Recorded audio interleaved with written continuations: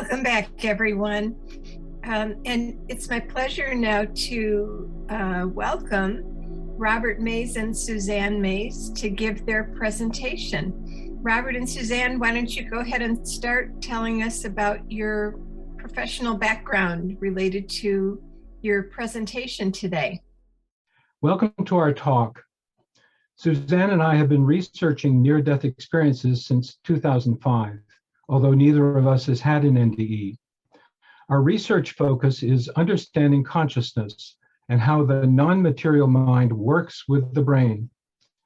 You can read more about our research at our website, selfconsciousmind.com.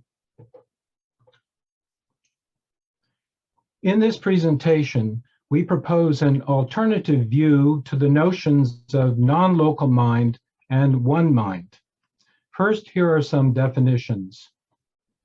The term non-local mind was first coined by Larry Dossey in 1989. He states in his books, human consciousness is non-local in that it is not confined to specific points in space, such as brains and bodies, nor specific moments in time, such as the present. Non-local mind is a mode of consciousness, a mode of information acquisition and exchange that transcends the limitations of the physical senses and space and time. For the notion of one mind, he says, one cannot separate any single consciousness from all the other consciousnesses. In some sense, all minds come together to form a single mind.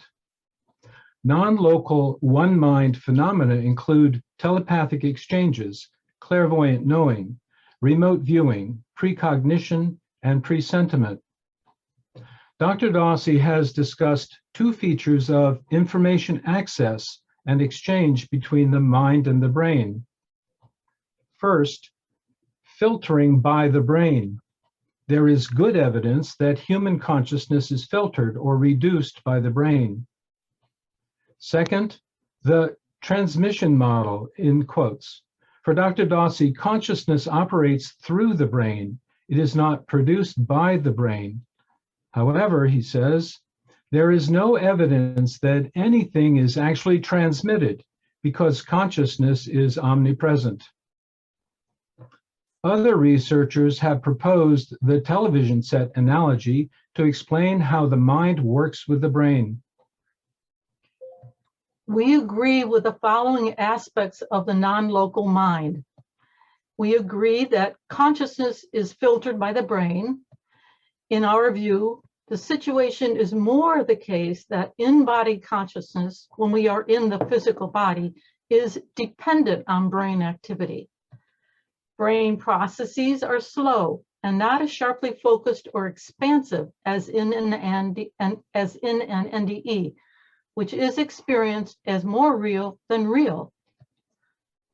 Thus, the mind-brain interface is an imperfect step-down process from the mind to the brain. We also agree that numerous phenomena exist in which information is acquired and exchanged in a non-local way, in processes that extend beyond the normal senses and beyond space and time. We agree that the minds of individual people are connected and interrelated, and we agree that the experience of connectedness and oneness with everything is a common characteristic in certain altered states of consciousness, like NDEs. However, we disagree with the non-local characterization of the mind. Non-local phenomena and experiences describe the mind's modes of consciousness and its attributes, abilities, and faculties. These are not the mind itself. We propose that the sense of a universal collective one mind occurs because all individual minds, it coexists together in the all-pervasive transcendent realm. This realm mediates all our interactions in everyday life and makes psi abilities like telepathy, clairvoyance, etc. possible. In our view, the mind itself is localized, that is, in a particular location in space and at a particular time, even in the non-local transcendent realm. Objectively, there is abundant evidence that the non-material mind is observed as localized and individuated. Non-material here means not made up of atoms. Subjectively, the mind is experienced as an individuated self or being, with a sense of selfhood and agency separate from all other beings. The mind is the essential or intrinsic person. Even though individuated, the mind exhibits non-local properties and abilities. Therefore, one can experience oneness with everything. One can exhibit non-local abilities such as telepathic exchanges, clairvoyant knowing, etc. During an NDE, the NDEer frequently experiences access to all knowledge, ultimate knowledge. Nevertheless, a person's consciousness exists independently from all other consciousnesses. Here is evidence that the mind is an individuated entity, localized and independent of the body. There are numerous cases of veridical perceptions during NDEs. The book, The Self Does Not Die by Rivas et al. Contains more than 65 cases of corroborated veridical perceptions during NDEs. These veridical perceptions occur from the NDEer's specific vantage point outside the physical body. During an NDE, the mind functions as a cohesive, individuated unit. The NDEer experiences that their entire individuated being has separated from the body, and that all aspects of their mind or self are still consciously present to them throughout their NDE, their senses, thoughts, feelings, intentions, and memory. About 50% of NDEers report feeling oneness or connectedness during their NDE, but they do not report losing their sense of individuality. There is a continuity of their individuated consciousness throughout the separation from the body and return to it, even in cases of bouncing repeatedly in and out of body like a yo-yo. NDEer Joe McMonigal had a cardiac arrest and was out of body looking down at his physical body. Each time his friend struck his chest to get him to breathe, Joe clicked back into his body and was looking up at his friend. Then his mind clicked and he was out again looking down. This process repeated in and out for several minutes. The physical body serves only as a placeholder for the mind in the physical realm. Some NDEers exclaim, "That physical body wasn't me," with a sense of disdain or disinterest in their physical body. Their non-material body has expanded in size and is difficult to fit back into the physical body. Each part of NDEer Erica McKenzie's spiritual body had to squeeze its way back into the physical counterpart, the toes, fingers, hands, etc. Her physical body felt heavy and confined, like being zipped in a jacket 2 sizes too small. All of this evidence strongly suggests that a person's mind is a separate, individuated entity that is localized in, but independent of the physical body. In effect, the separate, individuated mind is the essence of the person. Is the separate mind entity objectively real? There are 3 types of NDE phenomena in which the NDEer can be seen objectively by others. They can be seen by animals. 7-year-old Jerry Casepole died during surgery, left his body, and floated over a school playground near the hospital. A German shepherd that was playing with the children sensed his presence and barked and jumped up at him. Jerry stayed a few inches above where the dog could jump. The dog barked excitedly, jumping up at him, wagging his tail. Jerry and the dog looked into each other's eyes and moved together like a dance. NDEs can be seen by other people. An apparitional NDE is a particular event in an NDE in which the out-of-body NDEer visits and communicates in some way with a living person, and both accounts are subsequently verified as consistent with one another. At 2:15 a.m. after heart transplant surgery, Olga Gerhardt had an NDE when her new heart stopped beating. Her son-in-law was sleeping at home and awoke at exactly 2:15 a.m. Standing at his bedside was Olga. Thinking the surgery had been postponed, he asked her how she was. She replied, "I'm going to be all right. There's nothing for any of you to worry about." She asked him to tell her daughter, his wife, and then she disappeared. The son-in-law wrote down the time and exactly what was said and went back to sleep. When Olga regained consciousness, her first words were, "Did you get the message?"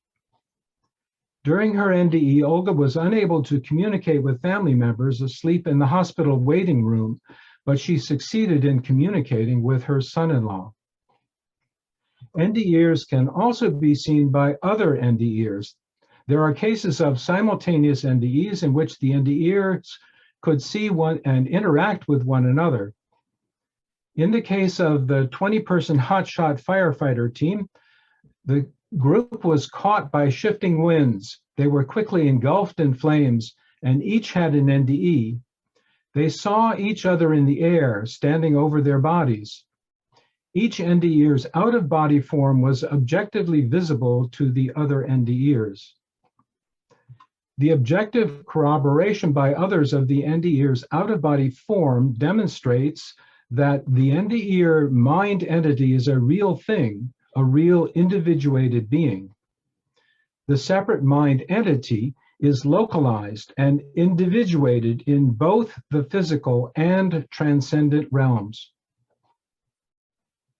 Encountering deceased persons in NDEs also demonstrates the NDE's individuated nature. Nearly half of NDEs report seeing or sensing the presence of someone who had died earlier. The NDE generally recognizes the deceased loved one for who they are. The decedents, in turn, recognize and acknowledge the NDE.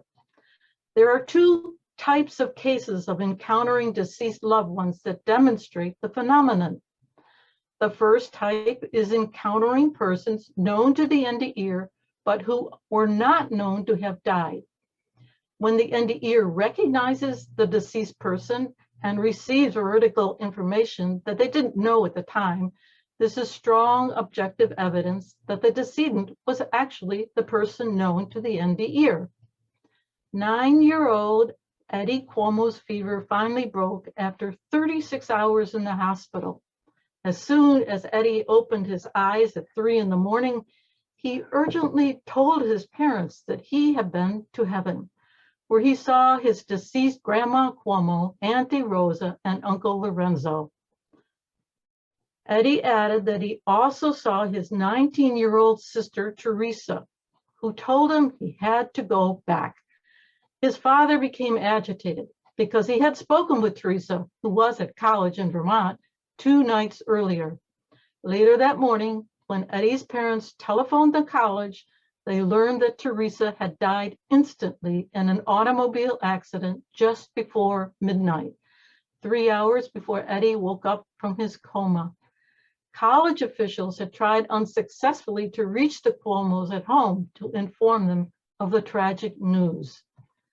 The second type is encountering persons not known to the NDE, but later verified as the person they presented themselves to be. This is strong evidence that the decedent was objectively real. During his NDE, 8-year-old Ken Lett met several deceased people Two older couples stood out the most.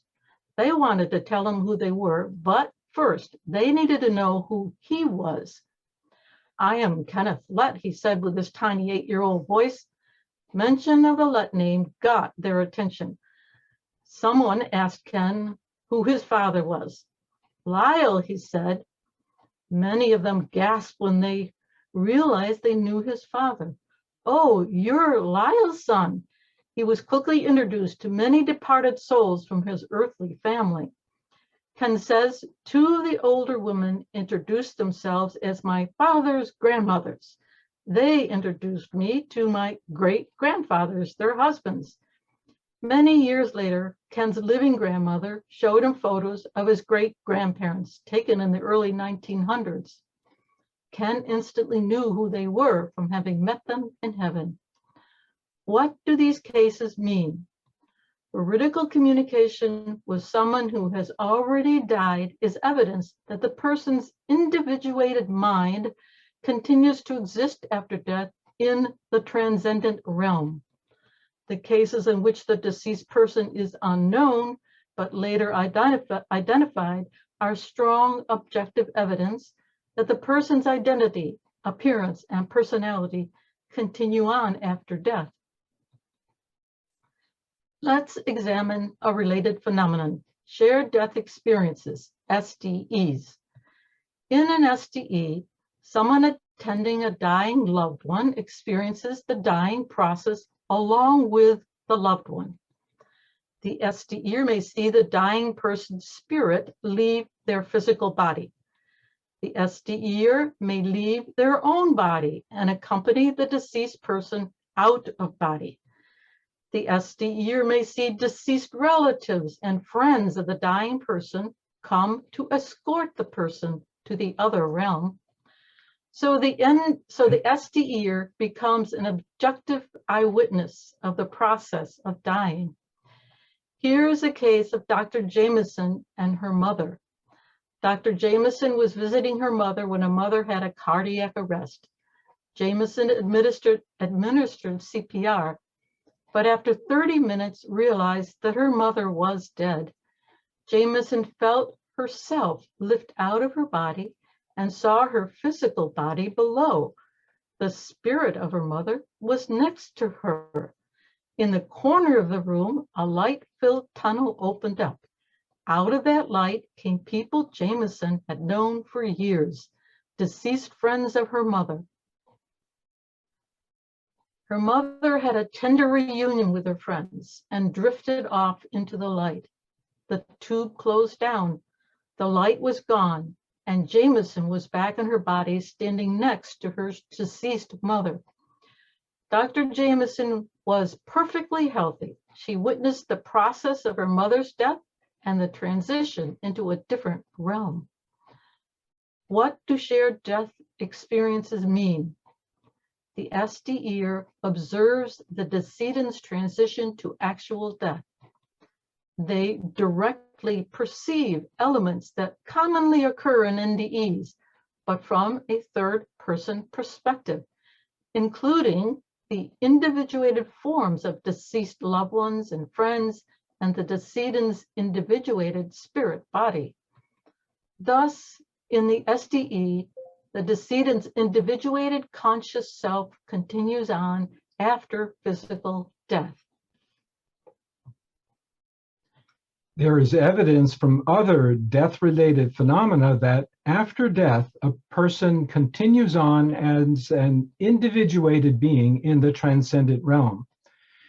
These include after-death communications and mediumship phenomena, memories of the intermission period between the previous life and the next. These memories proceed in 3 stages. The transitional stage, which may include memories of the funeral, burial, or grieving relatives. The stable stage, memories of remaining at a particular location, caring for those still living, reviewing one's past life, and/or planning one's next life. And the returning stage, memories of choosing one's next parents, and/or memories of one's conception. And pre-birth memories are memories in the womb. For example, Christian Sundberg remembered during the time before birth being very fearful that he would lose his true self with his physical incarnation. The great Spirit of God came to him and showed him all of what he truly is, the stars and the galaxies. He felt total bliss, endless connectedness and love. God told him, "This is still what you are. You can never not be this." Finally, there are memories of one's previous incarnation, called cases of the reincarnation type. Thus, evidence of individuation extends with continuity through the entire human lifespan. During pre-birth planning, conception and birth, one's earthly life, especially in NDEs, the process of dying in SDEs, and also deathbed visions. During the after-death period, ADCs, and the intermission period between lives, and the reincarnation in a new physical body.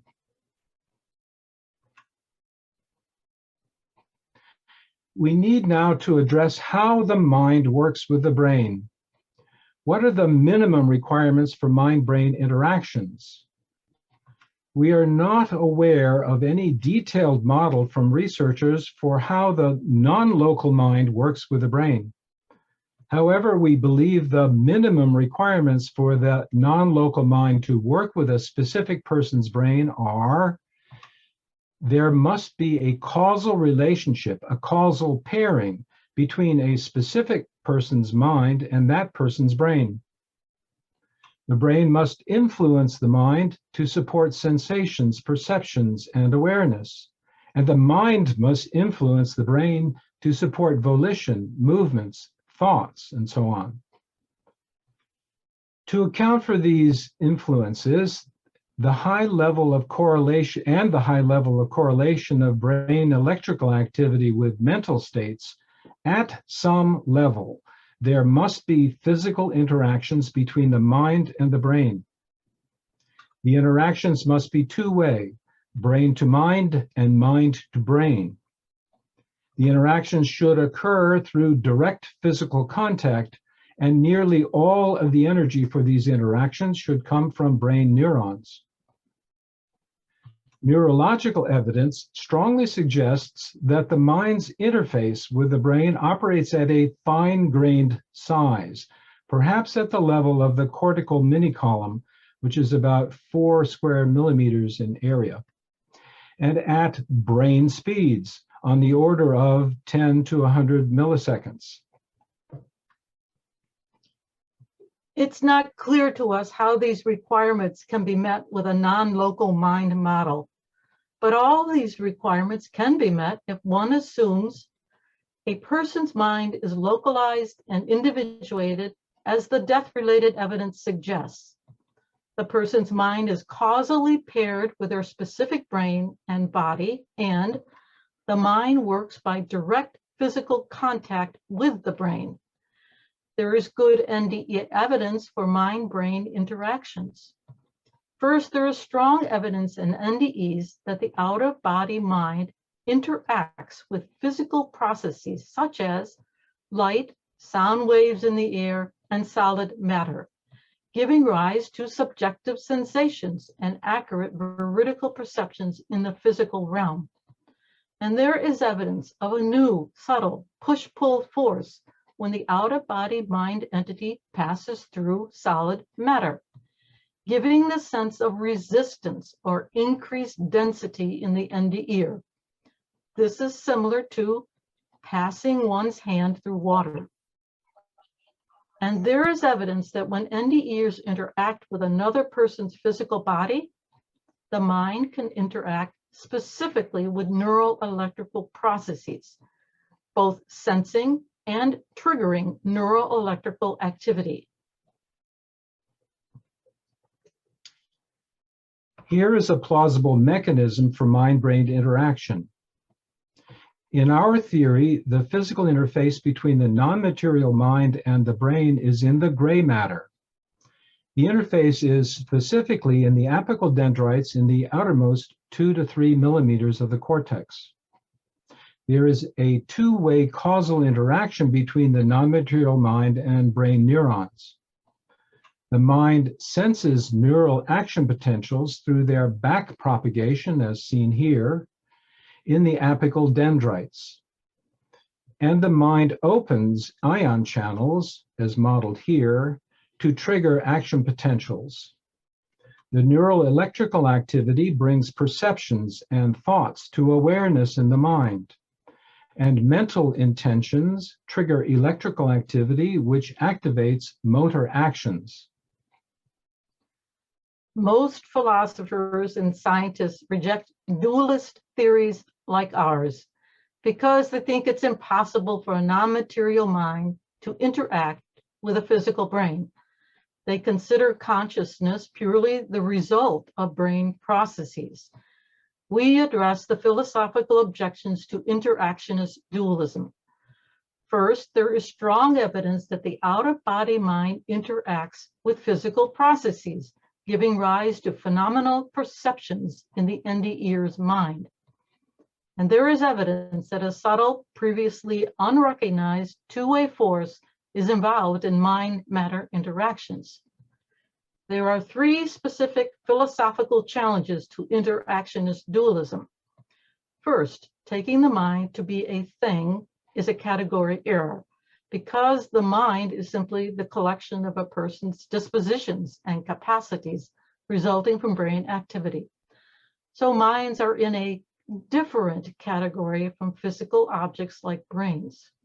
However, the non-material mind is actually in the same category as physical objects because the mind is an objectively real thing that unites with the brain and body.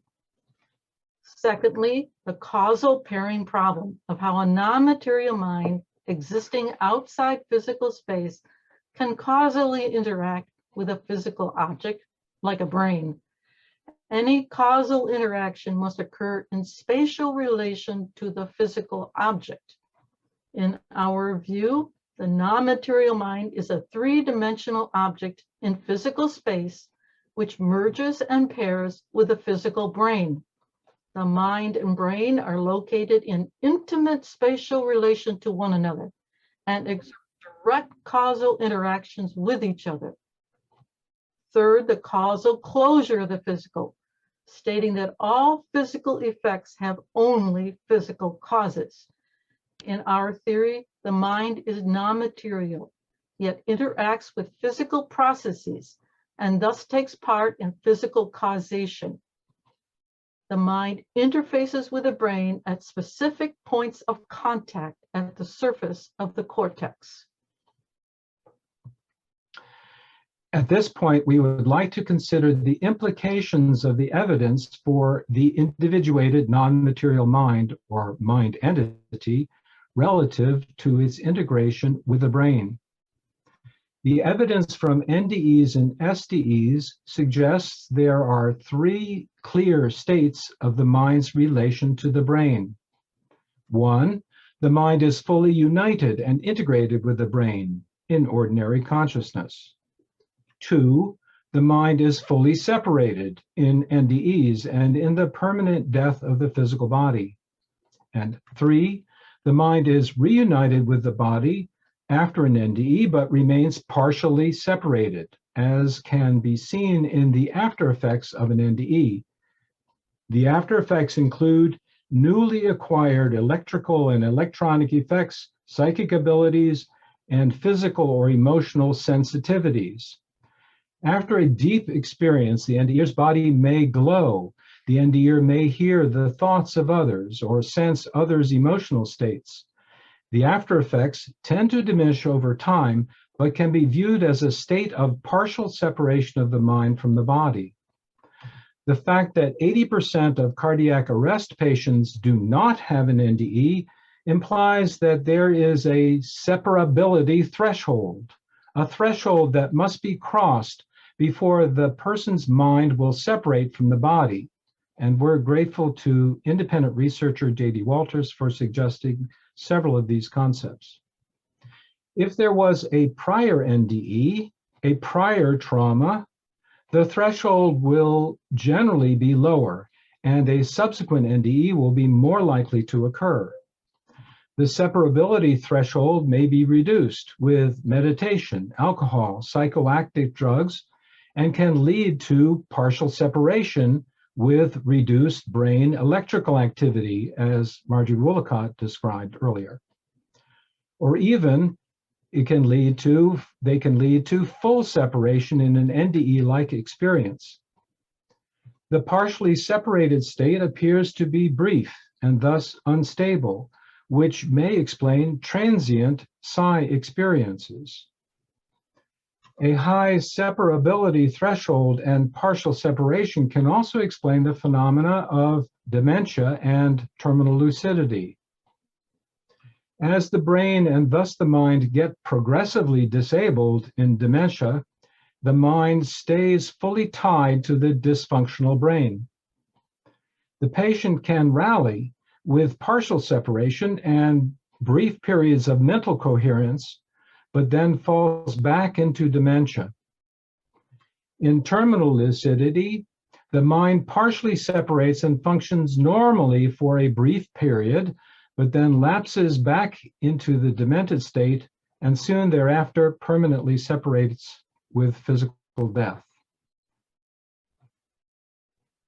Conclusions.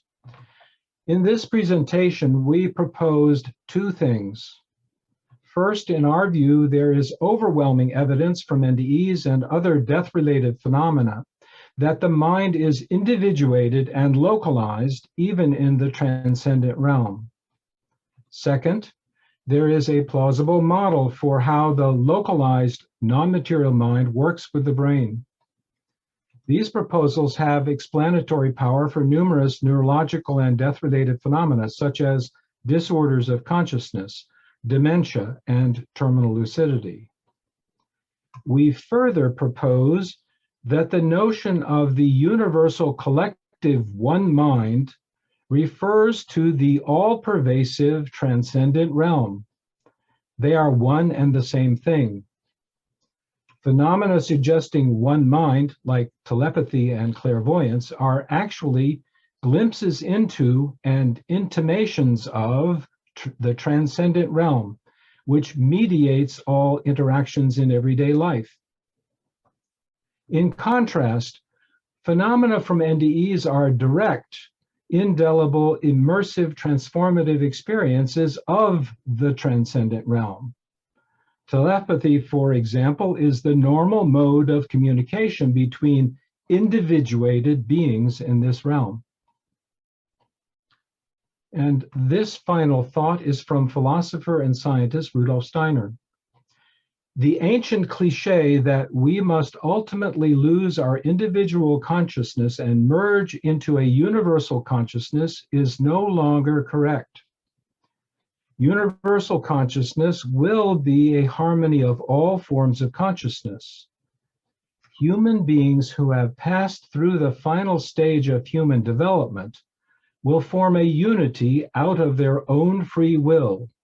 They will remain individual entities and will also form a unity because they choose to do so rather than because they are forced. Each one will contribute the particular colors of their consciousness as individuals, which cannot be lost. The great variety of colors will shimmer more beautifully than could ever have been before and will become, as the poet Goethe says, the living garment of the divine. So thank you very much for your attention. Thank you. We have a few questions. Let's see. Before we get to them, I want to ask, I'm aware of two near-death experiences in which the person had the experience of merging into a oneness in which they lost their sense of individual separation. In one case, this is McCartney, Jim McCartney. He, it was like there was he was in the process of merging into a light that was a oneness of consciousness. And he hesitated because he didn't want to lose his sense of individuality. And so it's like he stood there, so to speak, with one foot in oneness and one foot in individuality. And that's as far as he went. In the other NDE, and I don't know the name of this experiencer, it was male though, he went into the light and to this oneness of consciousness. And then he emerged back out as his individuated mind, which, it kind of put the lie to Jim's fear that if he went all the way, he would just lose himself. And that it's not, as so many things in the transcendent domain, it's not an either or thing, that it's possible to merge and also then to reconform as one's individual self. So I don't know, what do y'all think about that? Well, it's yes, Jim McCartney is really just a case where he didn't actually go in. There is another case, Yvonne Sneeden was with the being of Christ, and Christ invited her to merge with him and experience how much love he had for all human beings, for all his little ones. And she did, and she did not report losing her sense of her individuality, but again, she came out and was individuated. I think that the rule seems to be that there is one is individuated, and one can merge with a consciousness, a larger consciousness, and then one retains individuality when one is ceased merging. I think that really does not discount what we were saying. Mm-hmm. Okay, thanks. Marjorie says, if one has cortical lesions, for example, in the visual system, one can still be able to move somewhat accurately toward a visual target. In this case, would the transition point between mind and brain in a different place, as the cortex is non-functional? In this case, would the transition point between mind and brain in a different place? In a different place. Does this question make sense to you? Yes. I think it would it be in a different place, and this requires a whole lot more analysis of lots of cases of neurological like brain damage in order to make sense exactly how this works. But yes, the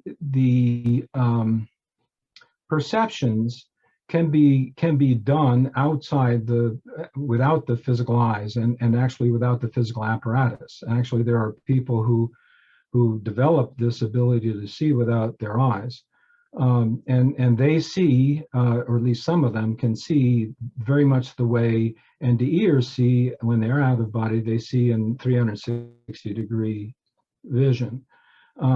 So that says that there is a way for, not just for NDEers to develop this ability, but ultimately, if one is still in body, there is interface with the physical apparatus. So in the case of terminal lucidity, we are proposing that the mind is partially separated and can operate, but still needs to operate the physical apparatus of the voice and and muscles. So the motor areas are still engaged at some level, and so it would be very good to examine exactly the state of the brain of a person who has terminal lucidity and can and could not move before, but now can. And were there, just what parts of their brain might have been used, but they're still operating in large part mentally outside their physical brain. Okay, thanks. One person says NDEs, past life experiences, and other psychic experiences documented over many years prove that consciousness is neither equal to nor dependent upon the brain. So what do you believe is the relationship between consciousness and the brain? And the second part, how does it get established in the first place? You really already addressed, but how do you respond to that? The relationship between consciousness and the brain, and that they're not, consciousness is not dependent on the brain. Consciousness is, when we're incarnated, consciousness is very much dependent on the brain. And this is why the NDEs feel that they're being, darn it, I'm back, I have a human brain now.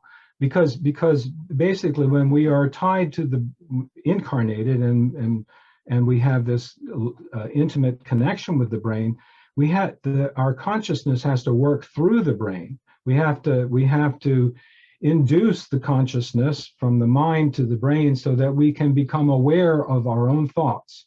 And this is a kind of paradox of how consciousness can work and be dependent on the brain when we are incarnated. But that's the way we think it works. So that the important caveat is when we're physically alive, it's dependent on the brain for functioning. Unless we have out-of-body experiences or NDEs, NDE-like experiences, and there's probably other psychic abilities which are happening because the mind is partially loosened from and operates independent of the brain. Mm-hmm. Yes, so you would say that consciousness is essentially independent, but dependent just during physical existence. And of course, why we are here is to have a physical experience. So it's like we incarnate because we choose to have a physical experience, and therefore we are stuck with our physical brain. Mm-hmm. But that's what we chose. That's why we're here. Yeah. Okay. And kind of almost related to this, if reincarnation happens and is the causal pairing of one individual mind that has lived before with a newly developing brain, does this happen with every new birth, or do some births represent the emergence of a new individual mind?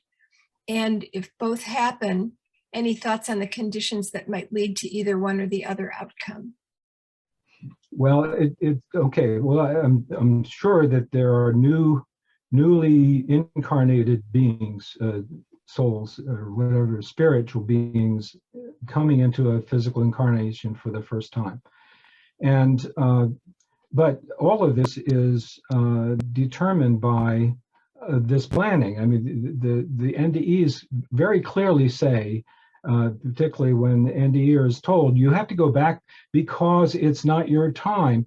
It's not your time. You have more things to do, both of which say there was a plan, and in the intermission period, people report, or memories of it, report having the plan and saying, oh, this is my plan. Okay, I agree to it, and bingo, you're incarnated. And so there, that's why people reincarnate, and that's why new spiritual beings incarnate. Okay. Mm-hmm. The next person says, I should have been invited to give a talk directly after this one that explains the mechanism not being mentioned by Robert and Suzanne. I think you may know who this is coming from. Yes. No, yes, he's our colleague, and so yes, he has a slightly different mechanism, and we honor each other's mechanisms, and we admire each other's work. We certainly admire his work. Mm-hmm. So maybe at some point you can talk about what the mechanism is and why you believe what you do and why he believes what he does. But I'm sure we don't have time right now because Actually, I'd like to do it very quickly. Okay. That is, and then what it comes down to, we disagree on very little of the larger things, but then how does it actually work? And Kenny Arnett's model is that it works through the operation of strings and through an interface of with the brain that involves oscillating dipoles, and you know, that's a different, you know, which one is correct it needs to be taken up with empirical testing. Mm-hmm. Okay. And when you talk about strings, you're talking about the quantum concept from string theory. String theory, yes, yeah. Absolutely. Mm-hmm. That's the essence of his theory. Okay. So there are a couple of other questions, but I think we've run out of time. So I'll send them to you, and in the panel later, we'll have at the beginning any time when people can respond to any questions that they didn't get to respond to before we start the interaction. So you'll have a few minutes to check them out before the panel begins.